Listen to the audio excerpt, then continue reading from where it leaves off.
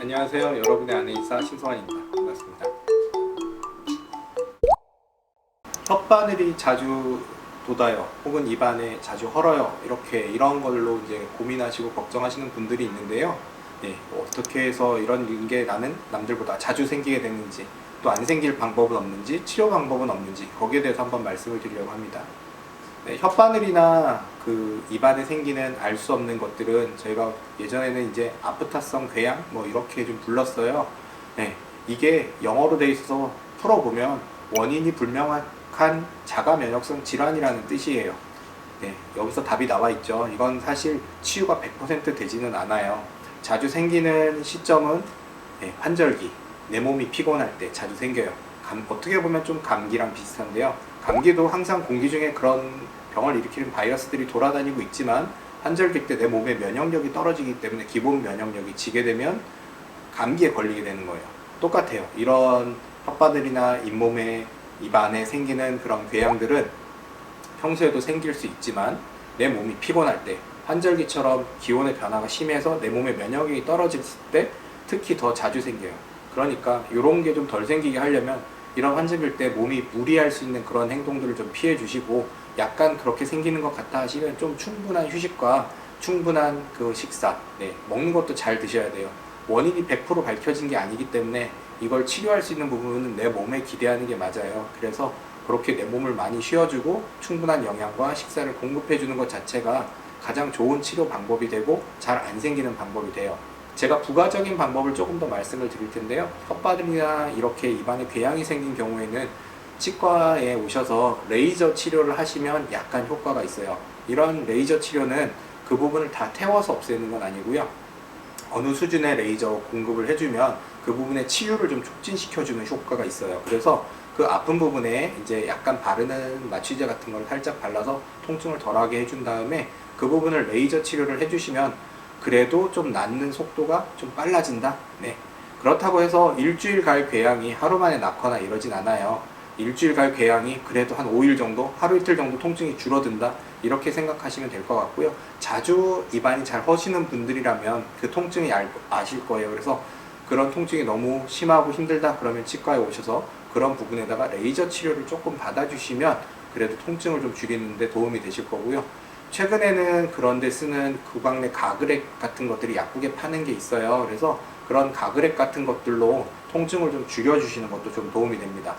하지만 이 중에서 조금 안 좋은 가그렉이 있는데요. 약간 휘발성이 강한 자극이 센 가그렉들은 오히려 상처를 더 자극 줘서 상처가 났는데 방해를 줘요. 그러니까 입안을 깨끗하게 하기 위해서 너무 강한 가그렉을 사용하시는 것은 그 입안의 혓바늘이나 그런 궤양이 생긴 부분들을 낫는데 오히려 도움이 되지가 않아요.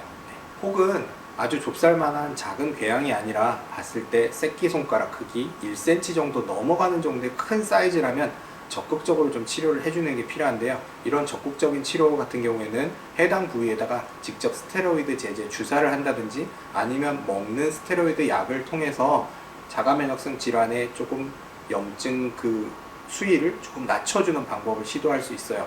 하지만 이런 그 스테로이드 제제 약들은 항상 복용하는 게 좋지는 않기 때문에 아주 심한 경우에만 병원에 오셔서 보시고 의사 선생님과 상담 이후에 그 다음에 처방받아서 드시는 게 꼭 필요합니다.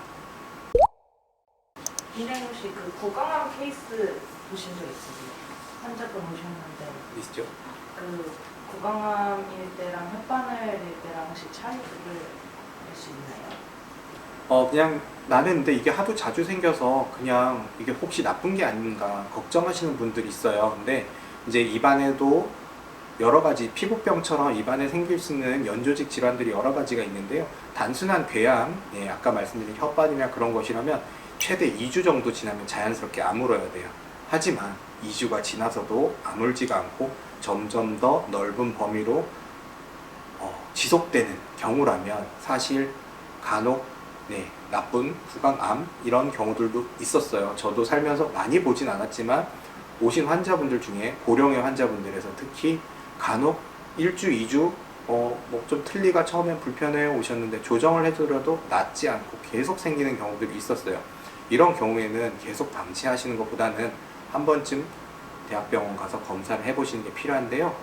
바로 대학병원 가는 거 아니에요. 치과에 오셔서 한번 1, 2주 상태를 추이를 보시고 치과의사 선생님 보셨는데 이 정도면 괜찮아져서 더 이상 안 오셔도 돼요 하면 큰 걱정하지 않으셔도 되고요. 한 달 정도 다녔는데도 뭔가 이상하게 계속 재발된다. 그러면 그런 경우에는 치과의사 선생님의 소견을 받아서 대학병원 검사를 한번 보실 필요가 있으세요. 표면상으로 봤을 때 그냥 오래가는 궤양과 암 같은 경우는 확연히 드러나는 경우는 흔치는 않아요. 왜냐하면 그 정도라면 사실 환자분들이 이미 알고 계시거든요. 다른 데 불편함이 먼저 생겨요. 구강암 같은 경우도 이 안에만 단독적으로 생기기보다는 다른 부분에 같이 동시다발적으로 생기는 경우들이 많이 있어서 전신적인 컨디션이 나빠지거나 이런 경우들이 많이 있기 때문에 입안에서만 궤양이 암과 입안이 혓바늘 도는 게 아주 달라요라고 할 수는 없고요. 좀 사이즈가 너무 크다든가 그러면 좀 안 좋을 가능성이 있고 너무 오래 간다. 2주, 3주 이상 계속 너무 오래 간다. 그러면 한번 좀 더 검사를 위해서라도 꼭 대학병원 검사를 권해드리고 있어요.